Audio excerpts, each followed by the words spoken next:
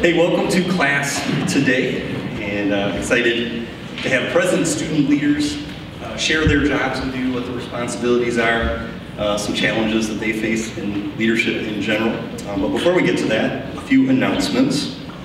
The biggest one I want to make clear to you is that on Monday night we have a class, Monday evening.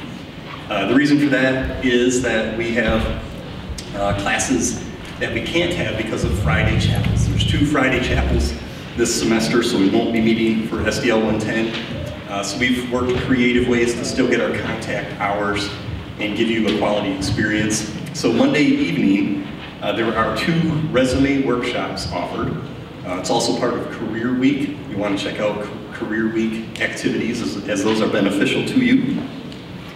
But for SDL110, the meetings are at 5:30, and this is on your syllabus as well, but there's one at 5:30 in the RCF and one at 7:30 in the RCF.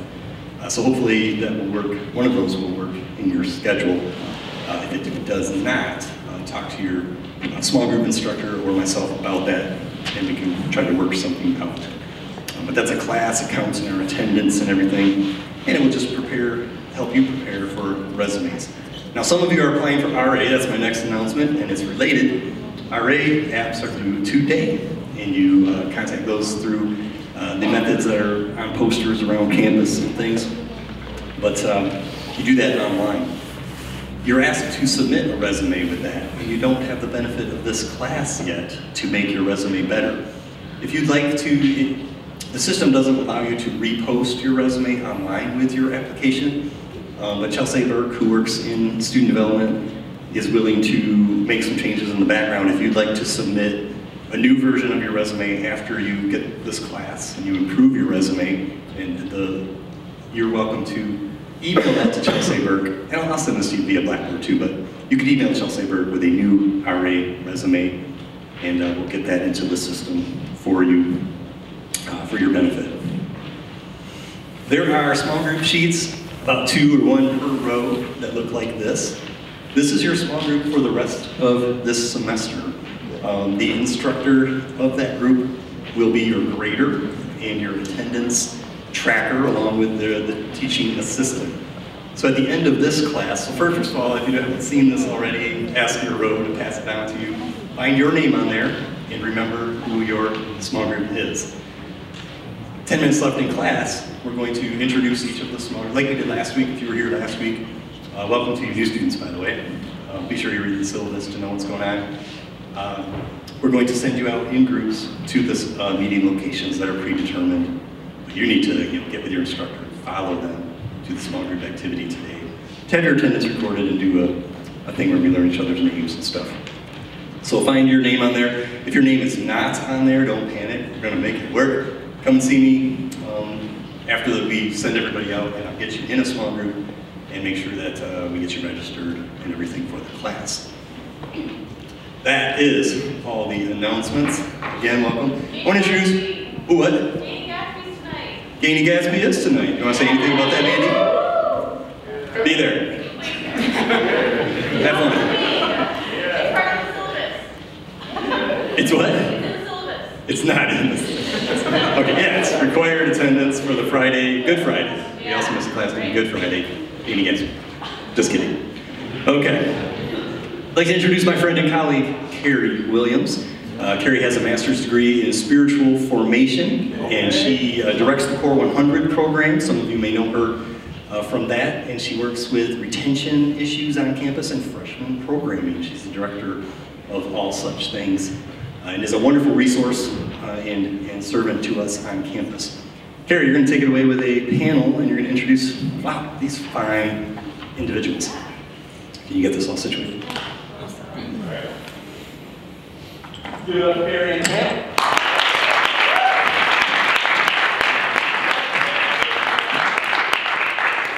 Happy Friday to you all. Before we get started, I just want to make sure you all have the right mindset when it comes to student leadership. So this is a great quote, and I have no idea who it came from, but it's been on, is it a Dan Manico quote? Well, I didn't read it yet. Oh, we will say it stands. But it says we don't need more people in leadership who really don't care and are just comfortable with it. We need leaders who are prepared to get messy. Can you guys think of messy moments in your life? Yeah, even PAs and crud wars, right? That happens. Dig deeper, be uncomfortable. Can you guys think of uncomfortable moments you guys have had in your job? Yeah, good. And not be shocked by what they see and experience in the lives of their students. So that's what we want. I want you guys to meet some of our current students that are here sitting, our leaders. Go ahead and introduce yourself, guys. Start with Carly. My name's Carly. I am the Vice President of the university currently, and I've been on SGA for 2 years now, but this is my first year being VP. Yeah, there we go. Let's hear it for him. I'm Aaron Chip. I'm a first year IA, a first year intercultural advisor, and I chose this position because I wanted to know a lot about who I are and how to plan events and interact with students better.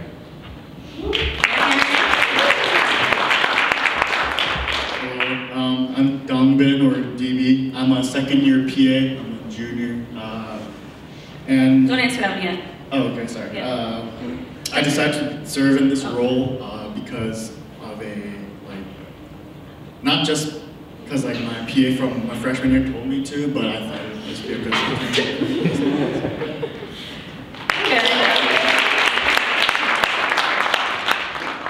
Hi, my name is Maddie Nisley. I'm a second year SLL, and I decided to become an SLL because I wanted to have meaningful conversations with people from all grades and just have deep conversations with people.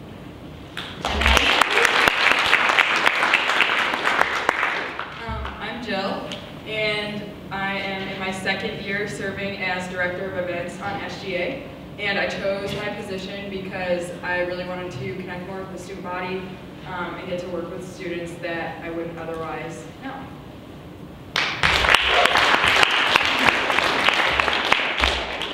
My name is Josh Warlick. I'm a first year RA, and I want to be an RA just to get a new idea of how to serve others in my role. Josh was also a PA for 2 years before he was an RA as well. Just a fun fact.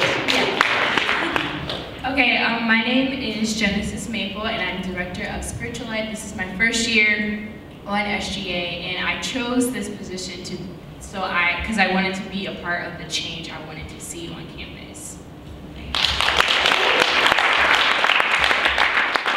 Hi guys, I'm Bryce. The slide says I'm the director, but I'm actually just an intramural programmer. Yeah, whoops. That's my fault. I knew we were. I'll take it. This I'll one take says it right. That does. was wrong. That's fine.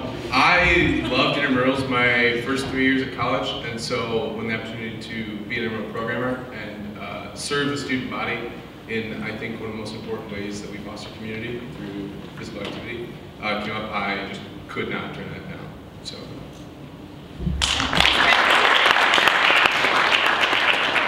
There's just some sweet pictures of the staffs that they work on. So being a student leader, you also get to be a part of a staff community as well. So these were ones that they gave me, and they're just all so cute.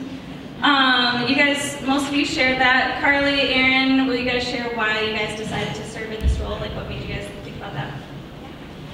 So last year I was an event programmer, so I was involved with SGA, but I really wanted to just serve the university more and be just more available and help Richard with serving the body because I just love Spring Arbor and everything it stands for, so I want to be a part of that. Thanks, Carly. So last year I was a freshman, and I'm a sophomore this year. But I was really curious about what OI really stands for, and I just wanted to be all about the diversity and the inclusion that's going on campus. So I was really excited about it. All right, thank you. All right, next question, you guys. What is the single most important characteristic of a leader in your position? You guys are all answering this one. So whoever got the mic, get it going. I would say to be assertive and confident in who you are, because you can't reflect or get so indulged in what others think about you and their opinions about you. So I would say for me it's humility. When you're playing intramural sports, you always want to kind of have it go your way. So as a leader playing the game, you got to make sure you're staying unbiased and saying, hey, that's probably actually, it probably went out on me. You can have it. It's probably not my fault. How many times is that painful, Grace? It's very painful because I'm super competitive, and I definitely don't like losing. So you just gotta set that aside. Yeah, right? you just gotta get rid of that for that moment and then get back to winning.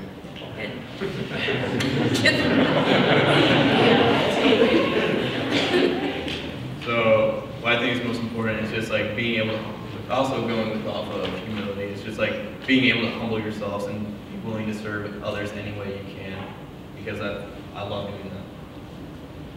Yeah, I would just echo what they've said so far. It's really about like serving the student body as opposed to what you want all the time. So sometimes you do have to set aside certain things in order to live in your position the best that you can. I would say that dedication is really important for an SLL. Just not to give up if people don't come to your Bible study in 1 week, to make sure that you're still reaching out to people, make sure that you don't just give up if something gets hard. I think for being a PA, working with a lot of freshmen, I think being transparent, being real, I think that's like one of the most important characteristics in my position, just because when like you guys who are freshmen come, like I think the PA's role is very important in the transition process, and just being real and not showing like a face. I think that's important. Yeah, and I think the most important characteristic is being enthusiastic about the different events you're going to be planning throughout the year, and also just interacting with students and keeping your spirits up and just having a good time. I would say being a yes person, always making sure that there's more that you can do and there's more that you can help out, and if someone needs your help, you say, yes, I can help you. Or if someone wants to get lunch, you say, yes, let's get lunch next week. And so just making time for others and saying yes in a lot of situations. Thanks, you guys. So I would say for all of you sitting in these seats, if you have any interest in a student leadership position, which I would assume so because you guys are sitting in this class, these are great things to take notes on. They're saying some really rich and wonderful things, and this is coming from experience that they're talking about. So if you guys are gearing up for interview processes, they are helping with things just to be thinking about if these are roles that you're searching for. Okay, next question, you guys. How does your leadership position different from any jobs that you've had in the past? Well, for me, it's definitely that there's no exact set hours. There's nowhere to clock in for being an RA. You do rounds once a week, throughout the week, and then every couple weeks you get a weekend where you do rounds. But it's just more being on call, being on ready to like serve others whenever residents get locked out of the rooms and stuff like that. So it's just kind of cool. It's super flexible, so it's pretty enjoyable. I would agree with Josh when he said like there's no like clocking in and clocking out, so you're kind of like on call like anytime. I would say for my position, I would say it's a lot of like ideas, very like hands-on. Like I'm kind of just like listening to what you guys say, I'm listening to what Kono's saying, listening to what I think is best for the campus. So I kind of like lead, have a lot of like, I don't want to say like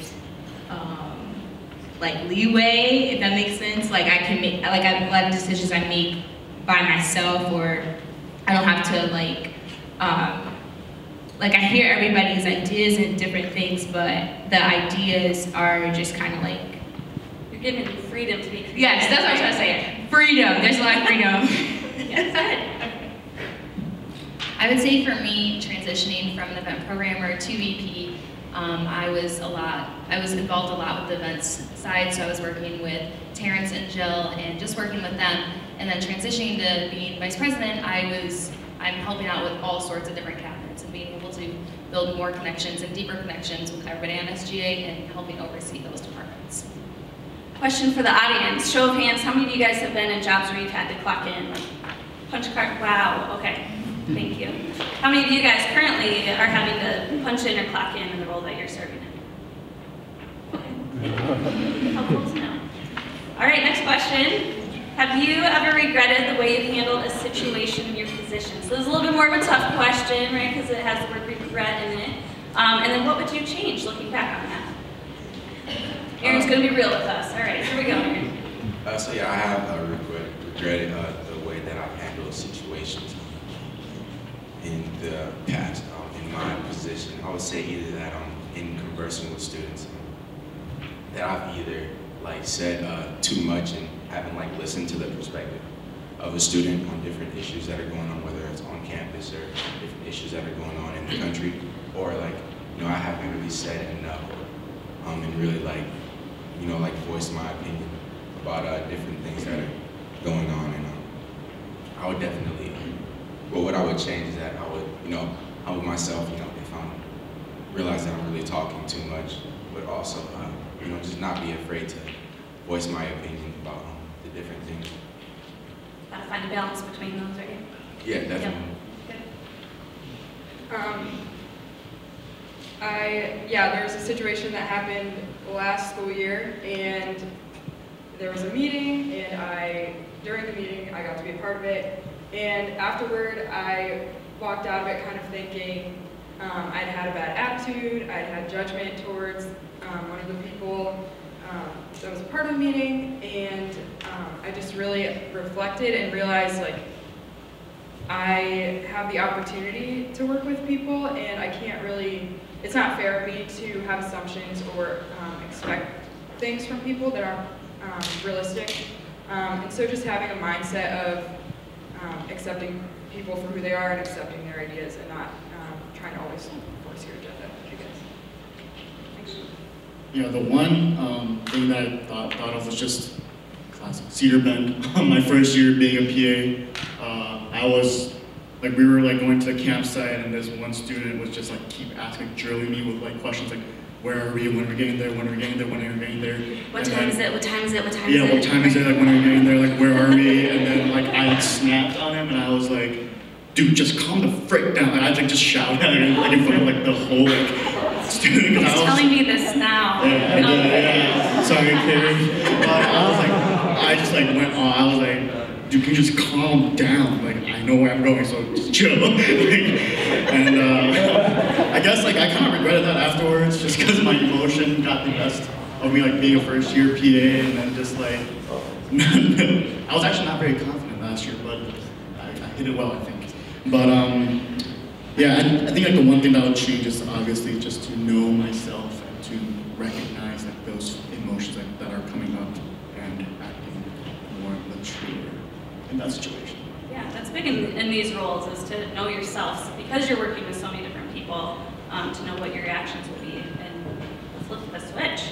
And lesson for everyone, don't keep asking the same question over and over and over and over again. That's going to drive you nuts and the person you're asking. So, if anyone's ever gone on a road trip with me for many miles and they keep asking the same question, how much longer? My answer, which came from my dear dad, I've learned since a young girl, is the answer always is 9 more miles. We took a road trip to Mexico one time. How much longer, Dad? 9 more miles, and we were in Michigan. So, we learned not to ask that question. So, all right, thanks you guys for sharing that. Question for one of you, and then maybe another who I didn't get a chance to have answer this question. But how has having a mentor benefited you in your position on campus? So before you answer, you guys have probably heard that recommended, right? Get a mentor, get a mentor, get a mentor. We're going to hear how a mentor has been beneficial for some of our students. Yeah, so I have never been one to have like official mentors, but I've always like had people that I hang around and like learn from, and I would call mentors. So earlier in my school career, I would look up to like the seniors or the juniors. I lived on 4 South all 4 of my years here, and my freshman year I looked to like upperclassmen on the floor, and they were super beneficial. They kind of taught me how to college, basically, and they taught me like, Did you say how to college? How to college. Write that down. Mentors teach you how to college. How to college. Good. And they kind of taught me like, they taught me like good ideas, like what to do, like how to get my homework done, how to like survive. And then now as a senior myself, there's not any like older students to look up to, so I've started looking to, I work actually in this church at the youth group on Sunday nights, and so Heather Castle, who's the youth pastor, has kind of become someone I like look to, like, hey, like how do I, you know, like how do I do this in like ministry? And like that's not intramurals, but like that's me being poured into by someone else so that I can have the energy to pour out into other people when I'm, you know, on duty working intramurals and someone asks me like, hey, where are the scoreboards, where are the nets, all that stuff. One more, you guys. Yeah, so for me, I've had a mentor since freshman year. Coming here, like I didn't really know anyone, but I just started to like look for a mentor, prayed about it, and just saw what I wanted. And I think having a mentor really just helped, not just like my spiritual life.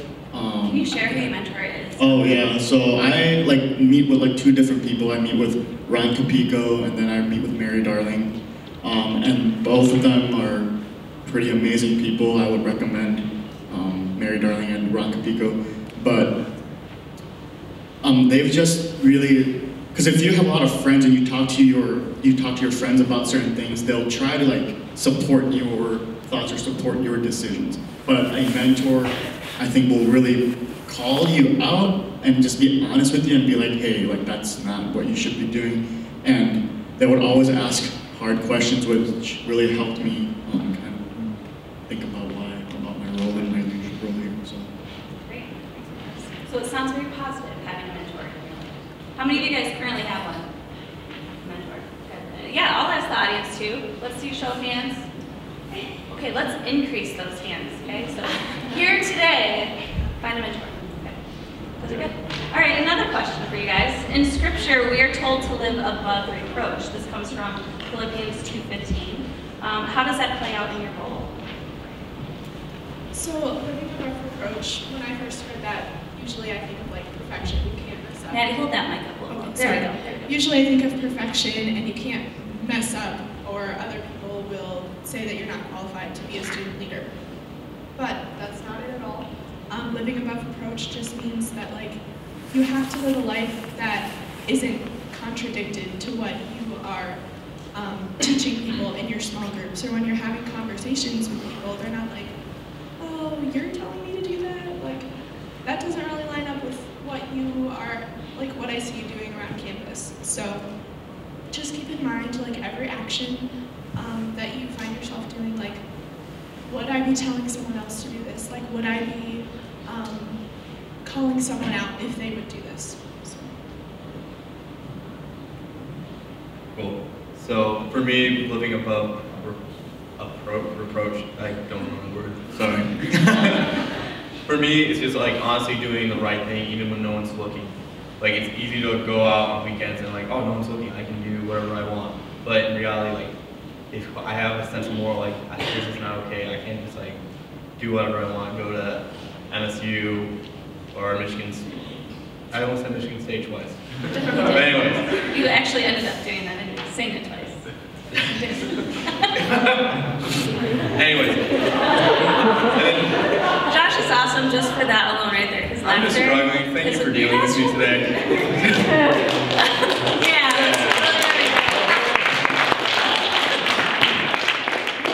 And also for me, it's just humbling yourselves, putting yourself on the same level as others. Like for me, even as an RA, like I'm not going to enforce rules that I don't think are fair. Like I'm going to obey the same rules as they are. So it's just putting yourself on the same level. Yeah, so as far as living above reproach, I agree with Josh. It's about really humbling yourself, but I think it's also about, when I think of reproach, I think of like living above like what people expect of you, like as a student leader. So like, I don't know, so in my first year, so it's my first year as an IA, and being in meetings, like I think that they would expect me to kind of just not really, well, for like my teammates to take the leads that, you know, I have a year of experience in different events, but in my mindset, like living above reproach for me, like taking the lead on like getting certain things done, like, as far as like communicating with certain students about events, or even though like encouraging my teammates, you know, saying, you know, we got this, you know, as far as things relating to like Hispanic Heritage Month, or even like this Asian New Year coming up, just stepping up to take on different opportunities and responsibilities. Thank you. All right, next question. I'm actually just going to have Carly Genesis answer this one. running out of time already, you guys. So as a student leader, is it easy to get caught up in doing things on your own instead of reaching out for help? Are there situations where you need to ask for help? How did you handle those? So being a student leader right now is, sometimes you think like you're on your own, like you're like the only RA on the floor, but like you're not alone. You have a team that's like willing to help you. So one of the things I had to ask for help this year was the homecoming dance. So I was kind of in charge of that, like planning it, making sure everything was there, and my team was just so amazing, like helping me get stuff ready, asking me if like to go shopping with me, and so you're not alone, you're not going to be alone. You have a team, they're going through the same things that you're going through, so that's what I would say, just you're not alone. I would say like it's really easy to get caught up in doing things on your own, especially if you're like kind of like an independent person like myself. But there is a lot of help, not even on your team, but on campus. Like with Illuminate and other events that I've planned, I have reached out to other people and they have been so helpful, and even with ideas, even with just different things. So you can look on your team, but you can also look to the student body, who are willing to help you and promote the vision that you have for the campus. That's great advice. All right, you guys, next question. What is the one most beneficial thing you can do for the students that you are leading? Just one. For me, it's to be available. So I'm on duty 1 night a week, basically, and when I'm there, I have to be available for people who have questions, to know like, hey, who won, who lost. If I'm not available, then like there's nothing that can actually happen. So I just have to really be available for questions, for doing my work. I have to do my work, basically. Yeah, I have to do my work. I would say to care, just to care about people, care about their souls, their spirits, care about who they are as individuals. Getting paid to be people's friend. That's a myth, right? Let's do a little myth buster right now, Josh. It's like it's a lie. People assume that, right? Like you're only talking to me because you're getting paid to talk to me, and it's like. No, I was kidding. I was well, I know, that's what I'm saying. Be a myth buster. Do you know what a myth buster Anyway. is, Josh? Alright, I'll explain myself for real.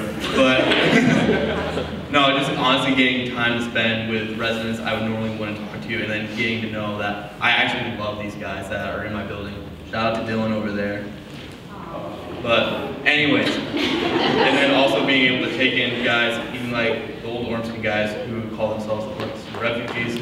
Like these are all guys that were brought into my life, and I had the joy of like getting to know throughout this past year already. I'm excited to get to know them. So that's been super great just to get to know them.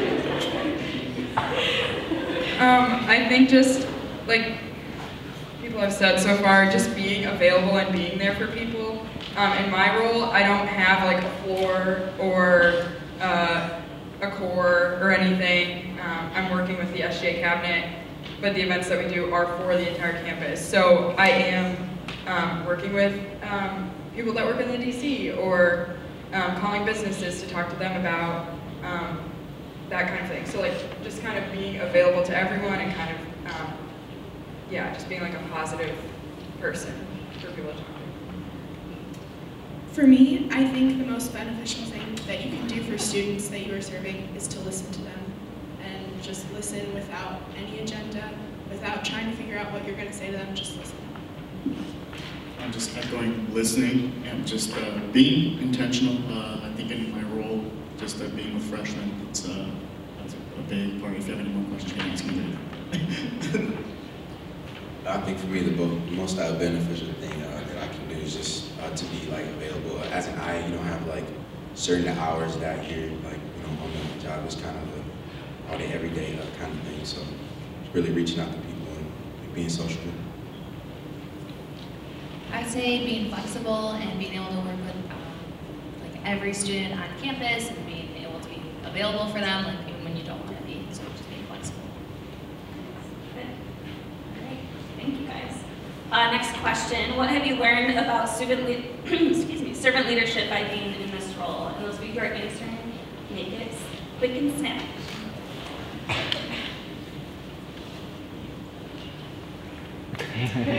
Emphasis on the quick. So what I learned about serving leadership in this role, that it is not easy by any means. It takes a lot of organization and preparation, and also a lot of heart. Sometimes you have to let the people that you are serving lead for a little bit. I've learned to be committed, to stay committed in your heart, and to what the plans that the Lord has placed on your heart, or the plans that you hear the people are asking for. Thank you. Okay, next question. It's a little challenging. What has been the hardest part of your position? I guess, so like we said, we don't clock in for anything. Like, it's just kind of, you do your work whenever you have a meeting scheduled, or whenever you're like, okay, I'm gonna go in the office and like send all these emails or schedule things. And so sometimes like events are on a Friday night, or we'll have like a Friday and a Saturday night. So something that's hard is sometimes like, all my friends are hanging out and I'm like, okay, I have to go set up for this thing for 3 hours, and like, I'll be gone all night, and knowing my friends are all together. And so it's not something that's even like every week or every weekend, but just specifically, that's something that I've had to kind of set aside, and just like understand that like I did choose this position, and it is a servant leadership position, and that's what makes it worth it, even if it is hard. For me, the hardest part, just me personally, is just planning events, because I'm not good at that. For me, the hardest part is athletes. So how many of you guys are athletes in here? Okay, so there's a few. So like, it is possible to be a student leader and an athlete at the same time. So just make sure that you're using your planner and that you are balancing your games along with like your meetings, and just making those intentional relationships while you're still being intentional with your sport. Okay. On the flip side, what has been the most enjoyable aspect of your position? Go ahead, Josh. I would like to restate what I said earlier. Just getting to be there for people and getting to know them. Good. That does sound enjoyable. I would say giving people the opportunity to get closer to God, and when you see it happening, like when people are crying out to God, or people are rededicating their lives to God, or just giving their lives to God for the first time, it's an amazing feeling to see that, you know, you were obedient to the call that God gave you. And so all of them are not going to answer this question, but take the time. Any leaders in your life that you know of, ask them, what is the most enjoyable part of your job? What is the hardest part of your job? So these guys don't have all the answers, sorry to say, but they have really good ones. But talk with other people that you know in your life as well and ask them these same questions. All right, next question. What do you do to find balance between your own personal academics, your personal relationships, your walk with Christ, and your leadership responsibilities? So time management is huge, because if you spend all day with your friends and then it's like 12 o'clock and you're like, shoot, I have to do my homework, you know, you can get away with that for a short amount of time. When you also have other things you're dedicated to and other responsibilities and commitments, like a student leadership position, that just won't last very long. So you really have to like take care of yourself, and just, yeah, like Carly said, use a planner. Like that, I mean, it seems like common sense, but you really have to like commit yourself to managing your time so that you're able to be valuable in your position for those that you're serving. Show of hands, how many of you guys have planners or work from a planner? Good. Those of you who don't have hands up, get a plan. Okay. Your mom coming. Yeah. Yeah, so just along with like what they both said, using a planner, I think the most important thing is like your walk with Christ, like just finding the rhythm in your life, just to be able to just live in the presence of God, because He's always there. So just knowing like every single day, every moment, like whatever you're doing, that you recognize His presence, and I think that will play a huge role in your spiritual life. Yeah, there's a lot of balance that is required for these roles. The next question I'm going to ask, just so you know, not everyone who applies for a student leader position gets a student leader position. So some of you guys in your own life may have been turned down for jobs in the past. So we have one of our awesome leaders up here who is going to volunteer their story of getting a no at one time in their life. So, Bryce? Yeah, that's me. You called me awesome. So I got turned down for PA. So that's why I thought it was cool that she called me awesome, so thank you. Yeah,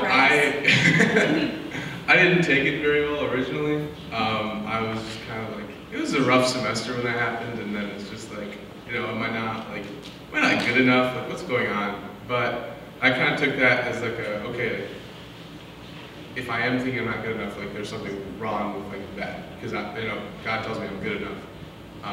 And so just kind of, I took a year where I didn't do anything. I was like an unofficial campus leader, I called myself. I tried to be,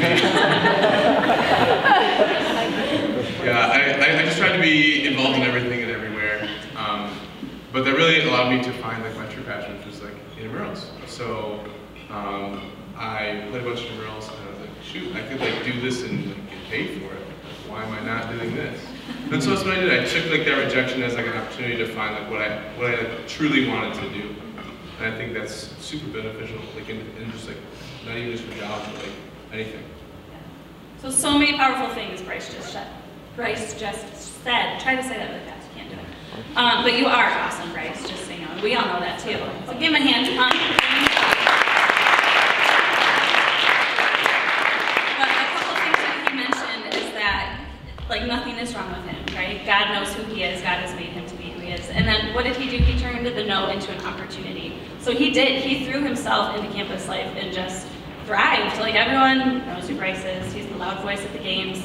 But he did step up, and so he used it as an opportunity. So when those of you who get a no, because it will happen, there's not a ton of positions out there, but when the no comes, how do you handle that no? What do you do with that? Do you close off and get in a place where you're stuck of this self-identity crisis? Well, don't. It may not mean there's anything wrong with you. It just may mean there's not a position available right now. So with the no, what can you do with other yeses in your life? Okay, so don't be discouraged if a no comes your way, because it's likely that it'll happen. And Bryce just shared some awesome things about what to do with a no. So thank you for sharing that.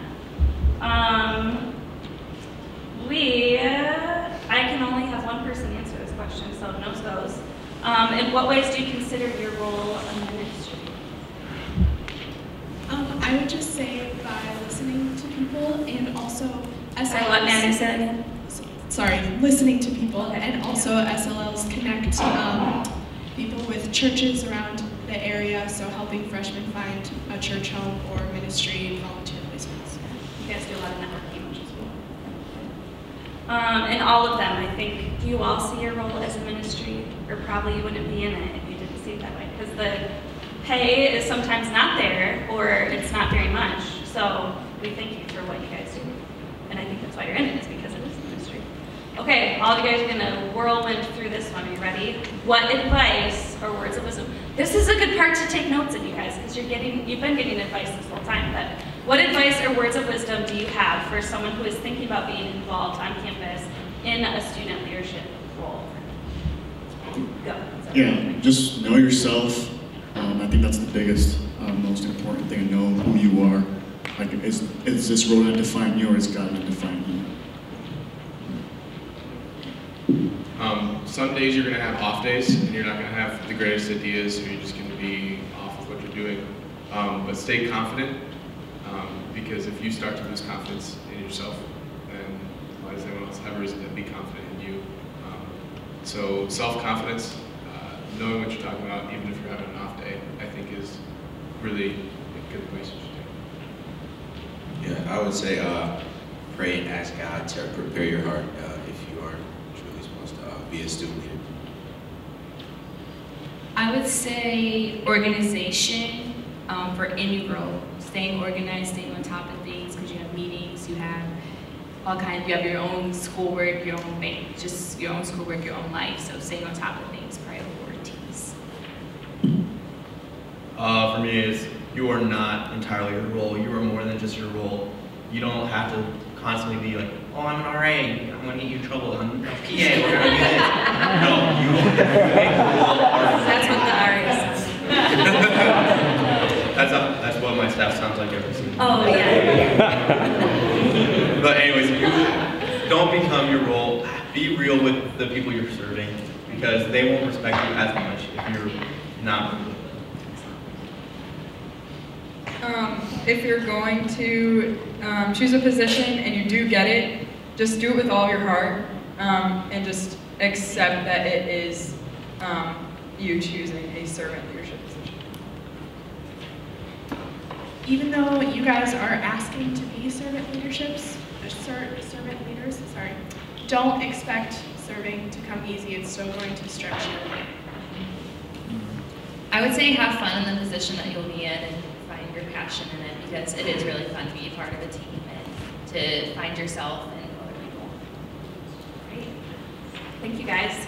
So yeah, a lot of what I've heard, there's no clocking into this job. It's a lot of listening, right? Allowing not necessarily your voice to be heard, but to hear those who are in front of you. You will be stretched in this role, is what I heard, no matter what the role is. You'll have to sacrifice a lot of personal agendas in your life where it's hanging out with friends, but it's got to go because you're serving the student body. And allowing God to tell you who you are and not for other people to tell you who you are, and as well as sacrificing time to spend with Jesus as well. And also have a planner and get a mentor so they can tell you how to college. So let's give them a hand, if you will.